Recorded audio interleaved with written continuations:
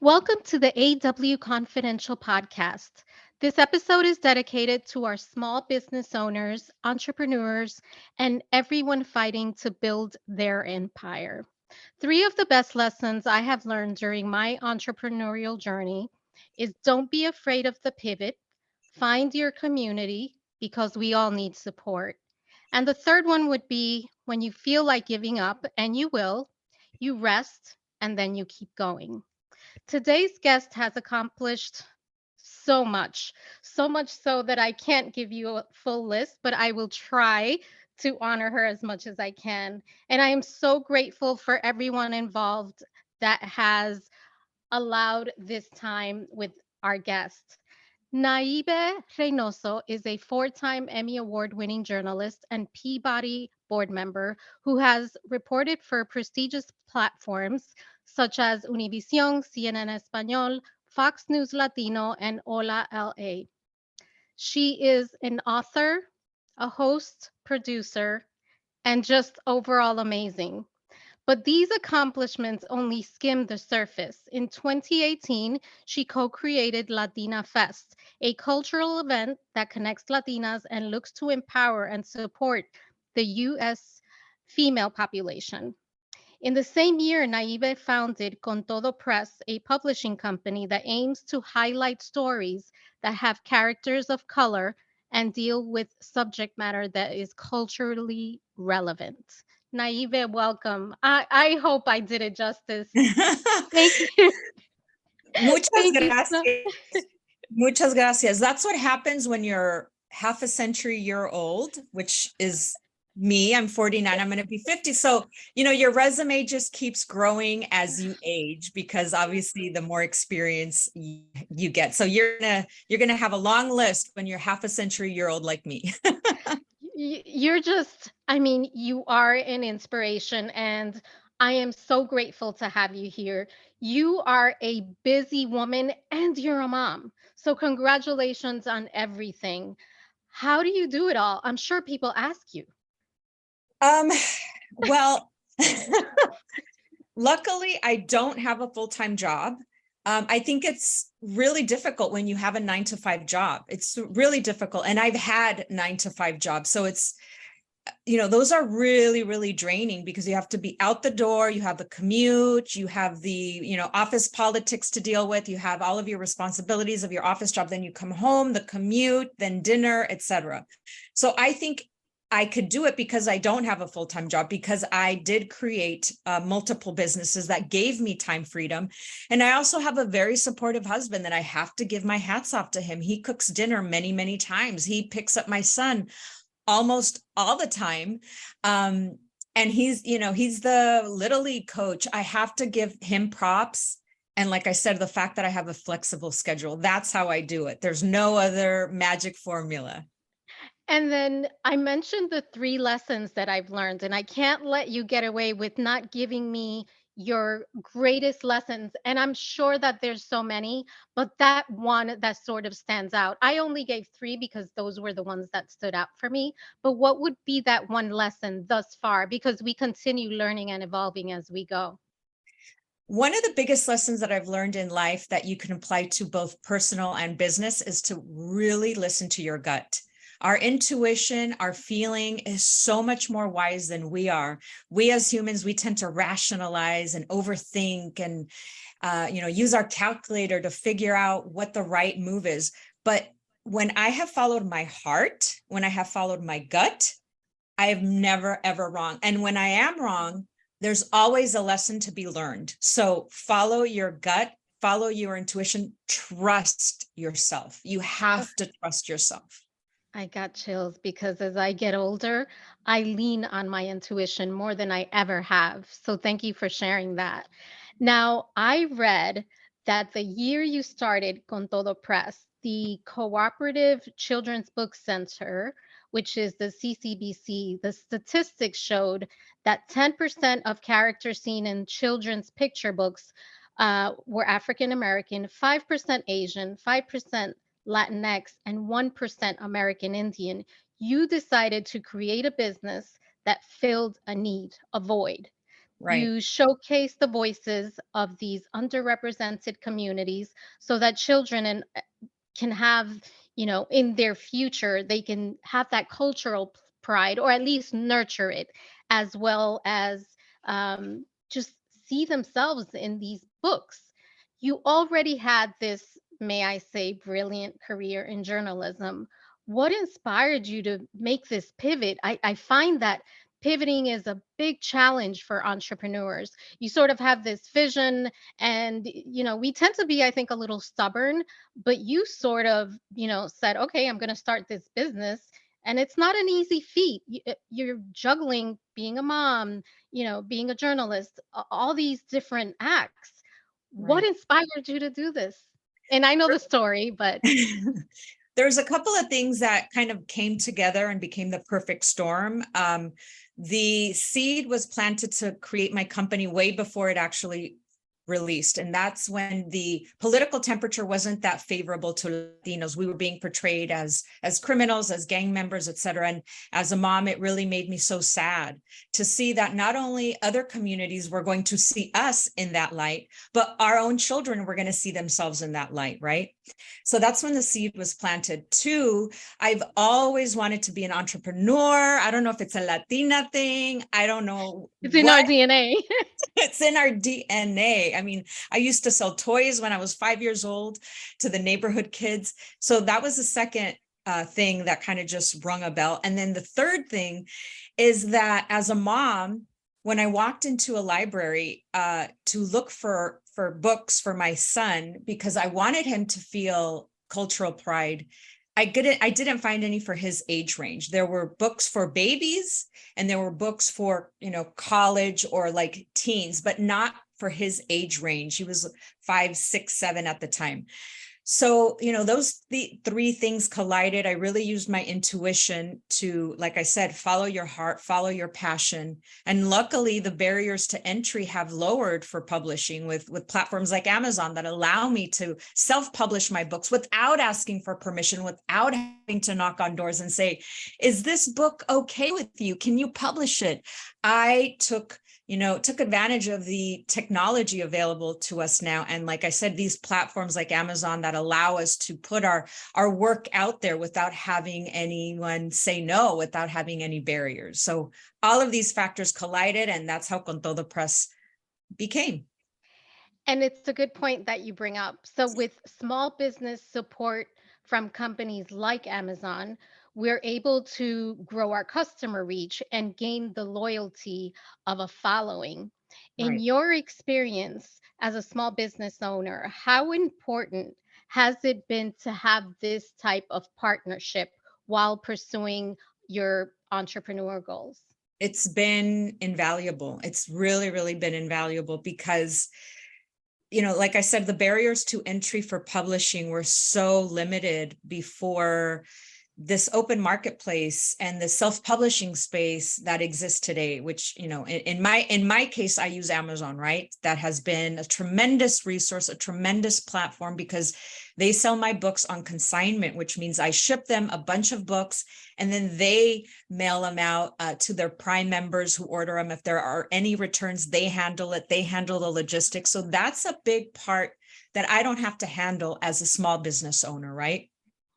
And being able to use my resources of figuring things out on my own without having to, get a master's in book publishing or get an internship or get a job in the publishing space. There's so much information on Amazon that guides you through so many tutorials that allow you to learn and to self-teach yourself. Like, how do I do this? How do I upload a book on this platform? How do I create ads? How do I drive customers to my storefront? So it's really been invaluable. And, it's open for anybody. So anybody could do exactly what I did.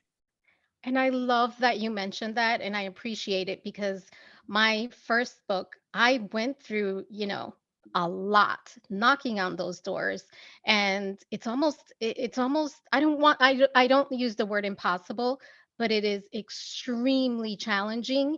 And sometimes you can try for years, decades, and it doesn't happen. So, Right. having these platforms like Amazon and being able to do it yourself, as you said, is absolutely invaluable. And I commend you for, there is a lot of research, there is a lot of work, a lot of do it yourself. But I think with platforms like Amazon, it makes that, such a huge task. It Right. makes it comprehensible, it makes it possible. So Right. thank you for sharing that. I appreciate that. Now, the SBA, the Small Business Administration, estimated that there are over 30 million small businesses. And according to the Bureau of Labor of Statistics, half fail after 5 years. Now, Con Todo Press and Latinafest, I am so happy to um, report, it has reached that 5 year mark. And not only are you successful, but you're thriving. And I'm going to quote you.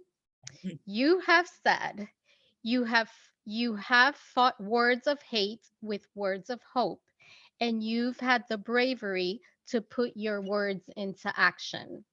And it is an inspiration.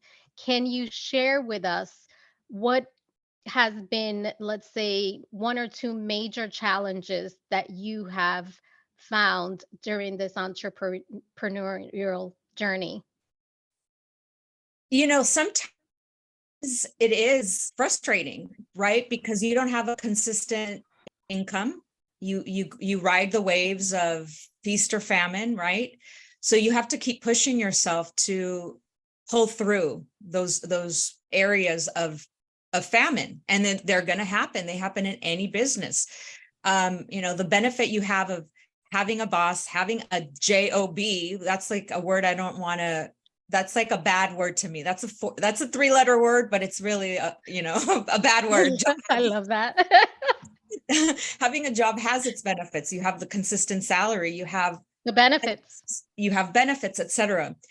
But there's so many downsides. And but the upside of obviously having your own business is that you have the freedom, the flexibility. But like I said, the challenge is the famine. Now, another challenge is also, realizing that if you don't get things done, it's not going to get done, and trying to figure out how to put systems in place so things can keep going, even if you're sick, or even if you want to take a vacation. How do you hire? Who do you hire? How much do you pay? What responsibilities do you give them?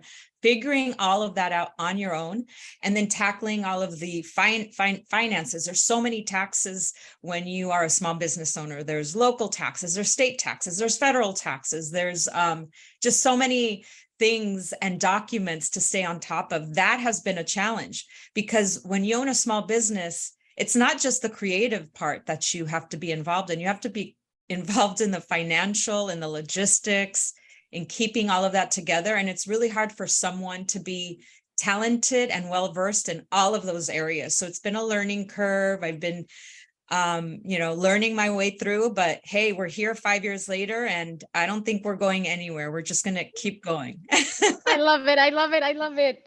And like I said, congratulations. I think what you're creating is just amazing, and I'm excited. I'm excited because you are an inspiration to, not only our audience but women like me. So thank you.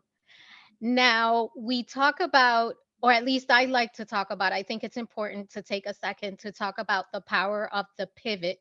You were able to do that, not just once, not just twice, but you sort of just keep doing that. And like I mentioned in the beginning part of the interview, it can be really difficult. So, what advice would you have for anyone who's listening, who's having trouble knowing what that pivot is, because you saw a need and you created the businesses, and Right. Latina Fest is just as popular. So I'd like to just pick your brain and ask, you know, how do we sort of zoom into that power that, and I think we all have it. I think it's fear. I think it's, fear of risk, fear, sometimes insecurity. So what advice could you offer?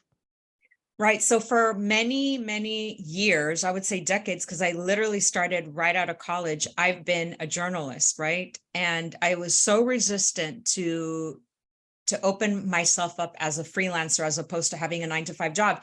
I became a freelancer not by choice. I became a freelancer because the landscape of journalism is very, very difficult. It's very competitive, and the landscape of media changes on a daily basis, right? So one week you have a job, the next week you don't. So I became freelance not by choice, like I said. So when I became freelance, it hurt me a lot. It hurt me emotionally because that stability was taken away. So you were talking about pivot. So I had a lot of months to kind of reflect and say, what do I want out of life? Like I have this career. This is all I know how to do, which is reporting, journalism. But it's so unstable. And I got so frustrated of having to depend on someone else to give me a job, to give me my next gig, right? To give me my next reporting opportunity. I got so tired of that.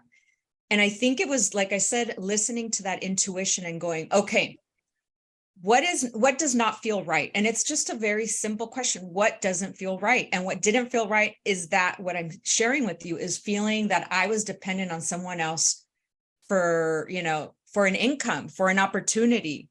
So because I listened to that and I'm like, I don't want to depend on that anymore. So what can I do to kind of complement or supplement my income? And that's when all of these other ideas started to, come into fruition. Latinafest was developed out of a need that we saw to celebrate Latinas because we're not celebrated enough in this country. We're never front and center. We're always a side person or the person behind or, the third person in line, etc. And I'm like, just let's go for it, right? So my business partner, Bel Hernandez, and I created Latinafest. And then during that time, like I said, the whole negative stereotypes of Latinos was really, really front and center in media. And again, what doesn't feel right? What didn't feel right was feeling that our community was being attacked. And what could I do to, what was something I could contribute to counteract that negativity, right? So as a journalist, I had the experience of writing. I was not scared of doing research. I was not scared of figuring things out on my own, because as a journalist, you have to be very resourceful. So that's how that came into fruition. So bottom line, in order to pivot, you really have to believe in your gut, in your intuition, in what you're feeling, what feels right, what feels wrong, and how can you kind of adjust and pivot so you make whatever is feeling wrong with your circumstance, whatever it may be, how can you change it so it feels right? So that's the advice I would give anybody. I love that. I will use that myself. Thank you. So what is next for Naibe Reynoso? I mean, I'm so excited because there's so much more for you. I am sure you have some things in store. Can you share with us a little preview?